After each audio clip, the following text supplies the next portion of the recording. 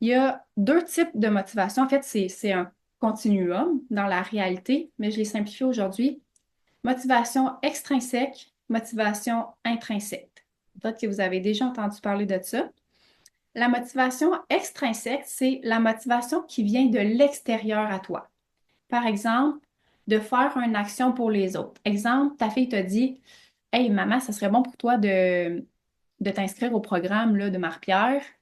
Je serais vraiment fière de toi si tu le faisais, mais si tu le fais pour un autre. Donc, c'est une motivation, mais elle est extrinsèque. Elle vient de l'extérieur.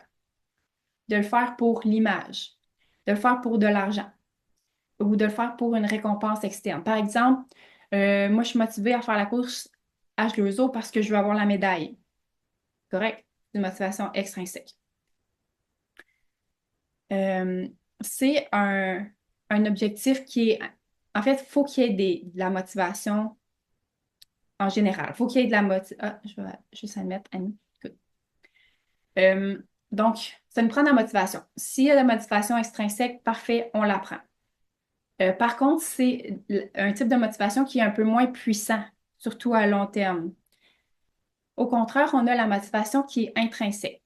Cette motivation-là, elle vient de l'intérieur de toi. Donc, tu le sais que si tu te mets en action, si tu bouges plus souvent, ça va te faire du bien. Tu le sais. Tu le sens même que ça va te faire du bien. Ça, c'est une coche de plus quand tu arrives à le ressentir. Si ça contribue, par exemple, à d'autres projets personnels, par exemple, dans un an, tu penses faire une randonnée en Suisse, puis tu sais que de te mettre à la course maintenant, ça va t'aider pour ça. Là, ça, c'est puissant. C'est une motivation qui est intrinsèque parce que ça nourrit un autre projet personnel. Par exemple, tu veux être en forme pour jouer avec tes petits-enfants. Ça contribue à d'autres projets personnels. Et là, la plus grosse motivation, la plus puissante, c'est que ça fait partie de toi, ça fait partie de ton identité. C'est comme te demander, tu manges-tu aujourd'hui ou est-ce que tu dors aujourd'hui? Ben, c'est sûr que oui, tu sais. Est-ce que tu t'entraînes aujourd'hui? Évidemment. Ça fait partie de toi. Ça fait partie de ton identité. C'est pas tout le monde qui va atteindre ce niveau-là par rapport à l'entraînement parce que ça reste que il y a de la douleur, c'est challengeant tout le temps l'entraînement. Fait que c'est pas tout le monde qui va atteindre ce niveau-là, mais c'est pas grave. Il y a quand même moyen de trouver des motivations intrinsèques. Et ça, c'est les motivations qui sont les plus puissantes. Donc, ce que je t'invite à faire par rapport à la motivation, c'est d'identifier tes motivations extrinsèques et intrinsèques. Parce que tu en as des motivations intrinsèques, puis il faut juste les identifier. Puis c'est intéressant de faire des liens avec tes objectifs que tu t'es donnés à plus court terme. Par exemple, de commencer à courir, ça nourrit quoi qui est intrinsèque? Fait que c'est intéressant de l'identifier puis de revenir souvent à ça. Comme ça donne une direction, ça te dit, c'est un moteur, hein. Tantôt, on a parlé des freins, des moteurs, ça te dit pourquoi tu le fais. Donc, motivation. Deux types de motivation.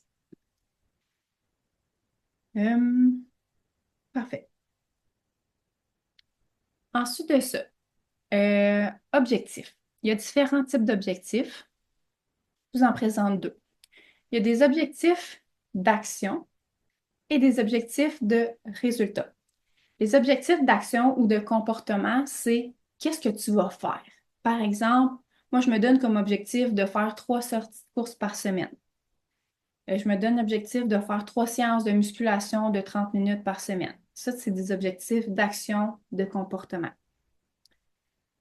Puis ça, c'est super intéressant, c'est ce type d'objectif-là pour savoir concrètement quoi faire, pour pouvoir mesurer à court terme si on a atteint ou non nos objectifs. Donc, je vous ai mis la liste des avantages puis des limites, là, vous pourrez la lire. Ensuite de ça, on a aussi des objectifs de résultat ou des objectifs de performance. Ça, c'est le sens. C'est vers où on va. C'est plus des objectifs à long terme. Par exemple, courir un 5 km au festival H2O. C'est un objectif de résultat. Perdre 10 livres, c'est un objectif de résultat. D'être capable de se lever du sol avec mon petit enfant dans mes bras quand je vais avoir 70 ans. C'est un objectif de résultat. Fait que ça, c'est super puissant pour garder la motivation de savoir pourquoi les actions qu'on fait en ce moment, pourquoi on les fait. Donc, les deux types de motivation sont vraiment importantes. Je vous recommande d'avoir les deux. Parce que juste un objectif de résultat, parce que si tu te dis, moi, je veux courir au festival H2O 5 km sans douleur, mais que tu ne sais pas quoi faire à court terme, ça avance pas fort. Euh, D'avoir juste des objectifs d'action, c'est un peu moins puissant aussi. Ça nous permet de moins savoir dans quel sens on va. Donc, super intéressant d'avoir les deux. Je vous encourage à vous fixer un ou plusieurs objectifs, idéalement intrinsèques. Donc, c'est de garder ça en tête. Euh, donc, c'est intéressant d'en avoir à moyen terme, à long terme, puis à plus court terme. À moyen terme, ça peut être par exemple un événement sportif. Exemple, le festival H2O. Puis c'est pas obligé d'être un événement, ça peut être juste de dire je veux réussir à courir 5 km sans douleur à telle date. Ça peut être ça aussi. Après ça, les objectifs à plus long terme, dans 1 an, dans 2 ans, dans 10 ans, c'est quoi tes objectifs? C'est vers où tu veux aller. Fait que ça, c'est intéressant d'avoir une réflexion par rapport à ça aussi. Puis, nos objectifs à plus court terme. Là, à ce moment-là, c'est super intéressant de déconstruire nos objectifs en plus petits objectifs plus atteignables. Par exemple, si on prend le 5 km, dans le fond, votre plan d'entraînement, c'est un peu ça. Dans 4 mois, je vais réussir à faire 5 km. Donc, dans 3 mois, je vais réussir à faire 4 km. Dans 2 mois, je vais réussir à faire 3 km. Donc, ça serait une façon de le décortiquer en plus petites étapes. Puis d'ailleurs, dans les objectifs à court terme, on va aussi déterminer des objectifs de comportement que vous avez déjà commencé à faire. C'est par exemple faire 3 fois par semaine les exercices fondamentaux et faire 3 sorties de course par semaine, par exemple. Fait que ça, déjà, vous êtes un peu déjà là-dedans. Fait que super intéressant d'avoir les deux. Ensuite de ça, c'est par rapport à nos objectifs, c'est de les rendre, premièrement, mesurables. Idéalement, on veut être capable de dire oui ou non, j'ai atteint mon objectif. Fait que, tu sais, de dire juste je veux être plus en forme, ben, c'est parce que tu n'arriveras jamais à dire oui, je suis plus en forme, j'ai réussi. Puis ce petit renforcement-là, on a besoin de cette tape sur l'épaule-là une fois qu'on l'a atteint. Fait que c'est intéressant de se fixer des objectifs qui peuvent être mesurés. Fait que ça peut être une charge que tu veux lever, par exemple. Ça peut être un nombre de kilomètres à courir. Ça peut être une vitesse de course à atteindre pendant tant de temps. Donc, c'est super. C'est infini, là. Ça peut être une randonnée que tu veux faire justement en Suisse. Euh, mais ça reste que idéalement, on est capable de le mesurer. Puis il y a façon de rendre mesurable à peu près tous les objectifs, là. Si, mettons, on y va juste pour un objectif qui est plus de dire je veux être plus en forme, idéalement, on va utiliser un objectif qui est mesurable, dans le sens qu'il est objectif. Mais il y a moyen aussi que ce soit, par exemple, en ce moment, je me sens en forme à 3 sur 10 et je veux atteindre un 6 sur 10 à telle date. Ça peut être ça aussi. Donc, idéalement, sont mesurables, sont temporels, donc on a une date butoir, puis c'est réaliste, bien entendu. Donc, idéalement, en fait, vos objectifs à plus long terme, ça ne me dérange pas qu'ils soient moyens réalistes, que ce soit difficile à évaluer, en fait, si c'est réaliste ou non. Mais à court terme, je veux que vos objectifs soient réalistes parce que votre cerveau, il a besoin de vivre des réussites. Donc, on commence par des petits objectifs réalistes, puis là, tranquillement, on les augmente au pire. On augmente, on lève la barre. Ça va être plus puissant encore. Puis de toute façon, pour notre corps, c'est mieux aussi. Par rapport à ça, je voulais vous raconter un petit peu mon histoire personnelle par rapport aux objectifs parce que moi, j'avais vraiment de la misère à me fixer des objectifs, puis je sais que je suis pas la seule. Des fois, c'est pas évident. J'avais vraiment de la facilité à me fixer des objectifs d'action. Courir tant de fois par semaine, m'entraîner tant de fois par semaine. Mais des objectifs de résultats, j'avais vraiment de la misère à me fixer ce type d'objectif-là parce que j'avais peur de ne pas l'atteindre. J'avais déjà vécu de ne pas l'atteindre, puis ça m'avait affecté. Fait que j'avais comme décidé de mettre le balai un petit peu là-dessus. Mais je me prive à ce moment-là de tous les avantages que ça apporte de se fixer un objectif de performance ou de résultat. Et je ne connaissais pas les règles des objectifs que je vais vous présenter. Les règles pour les objectifs, c'est que tu as le droit de les modifier, de les adapter, de les ajuster à tout moment. Donc, on peut ajuster la date butoir. Tantôt, je vous ai demandé que ce soit temporel, mais on a le droit de changer la date. On a le droit aussi de changer nos critères de réussite. C'est-à-dire, peut-être que tu vas te dire, bon, ben, regarde, finalement, le 5 km au Festival H2O, je ne ferai pas 100% la course, mais je vais courir 80%. Ça peut être ça, ton nouvel objectif, qui est plus adapté à où tu es rendu à ce moment-là.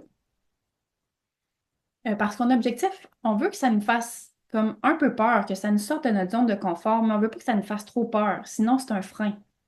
Tantôt, on a parlé, frein, moteur. Donc, l'anxiété d'avoir peur de nos objectifs, ça peut devenir un frein. Fait que ça, c'est à faire attention. Sinon, l'autre chose qui est vraiment importante à savoir, puis je pense que j'en ai parlé quand même un peu lors de notre premier Zoom, c'est que le fait de ne pas réaliser exactement l'objectif fixé, c'est pas un synonyme d'échec. C'est pas un échec. Par exemple, si je me dis, en ce moment, je cours 15 minutes sans douleur. Puis moi, au Festival H2O, je veux courir 5 km en 30 minutes. Exemple. Là, mettons que j'arrive au Festival H2O, puis je cours 5 km en 32 minutes. On pourrait percevoir ça comme un échec. J'ai pas réussi à atteindre mon temps. Mais c'est pas grave. Regarde le chemin que tu as parcouru entre les deux. Tu courais 15 minutes, puis là, t'en cours 30. Tu as progressé. C'est ça le but. Puis c'est ça le but aussi de se donner des objectifs, c'est d'avancer dans une direction. Mais après ça, d'atteindre exactement l'objectif, c'est pas grave. Tu sais, mettons que j'ai couru 32 pendant 32 minutes, mon 5 km. Ben, peut-être qu'à ma article, je vais le faire en bas de 30. Donc, j'avance dans la bonne direction. C'est ça qui est important. Fait que je sais que ça, c'est pas évident pour des personnes qui sont un peu plus perfectionnistes. Je comprends ça. Mais c'est de garder ça en tête, c'est vraiment important. C'est comme ça qu'on va se propulser encore mieux. Voilà. Question. Good. Le pot de crayon, peut-être que vous avez déjà entendu parler de ça. Le pot de crayon. Je sais pas si vous allez voir mon crayon. Ah, vous voyez même, hein? OK. Mon pot, mon contenant, c'est le temps. C'est le temps qu'on a dans une journée. 24 heures. Ça, c'est égal pour tout le monde. On a 24 heures dans une journée. Je vais me mettre en plein écran, je pense. Good. Donc, on a 24 heures dans une journée. Mon pot est représenté par ça. Tous mes crayons, c'est la façon qui comble mon temps. Donc, c'est les actions que je vais poser. Puis des fois, le temps il est comblé de façon, comment je peux dire, consciente. On sait qu'on met du temps là-dessus. Puis il y a des actions qu'on fait que c'est inconscient. On perd des fois du temps sur des choses et on s'en rend pas compte. C'est inconscient. Puis, dans la société dans laquelle on est toujours en train de rajouter des crayons. On rajoute des affaires, on rajoute des affaires. Mais là, un moment donné, ça rentre, ça rentre, ça rentre. À un moment donné, ça ne rentre plus. Il ne rentre plus le crayon. Mais ça reste que dans ce pot-là, là, il y en a des crayons là, qui ne marchent plus. Ils ne nous apportent rien de bon. Fait qu'il faut les trouver, ces crayons-là. Puis, comme je disais, ils peuvent être conscients, mais ils peuvent être inconscients aussi. Fait que si toi, ton nouveau crayon ici, c'est une nouvelle habitude que tu veux ajouter dans ton quotidien, d'aller courir. Tu veux le rentrer, mais là, hey, il n'y a plus d'espace, ça ne rentre plus. Ben, il faut commencer à enlever les vieux crayons qui ne marchent plus, puis qui ne nous servent plus, qui ne sont pas alignés avec nos objectifs à long terme. Pot de crayon. C'est ça le principe du pot de crayon. Fait que c'est une autre petite chose à réfléchir. Ça demande de faire des deuils ou même de s'affirmer. Tu sais, il y a quelqu'un qui en a parlé sur le groupe cette semaine d'apprendre à. Tu sais, ça peut être d'apprendre à dire non. C'est d'établir, dans le fond, nos nouvelles priorités. Ça demande de s'affirmer puis de faire des deuils.